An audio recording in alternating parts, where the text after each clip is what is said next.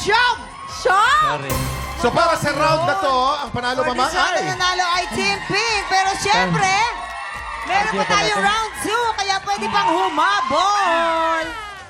Waki, ano mensahe mo kay Pepe? Baka may gusto ko sabihin. Si Pepe, nananakit si Pepe. Bakit nananakit si Pepe? Binato ko ng malaking bola, Pepe. So, Huwag sorry. mong gagawin sa akin yung Pepe. Sorry, akala ko Jackstone. Bilog, Jackson. Kung gigigil ako sa'yo. Huwag ka Pepe. manakit. Okay, huwag kang manakit, Huwag kang manakit. Ay, sorry. Ano naman, Pepe, ang gusto mo sabihin kay Waki, Pepe? Waki, Ano, brother? congratulations. Napagod si ako. Pepe. Alam na tayo kung sino ang mag-uwi ng ampaw blessings sa pagbabalik ng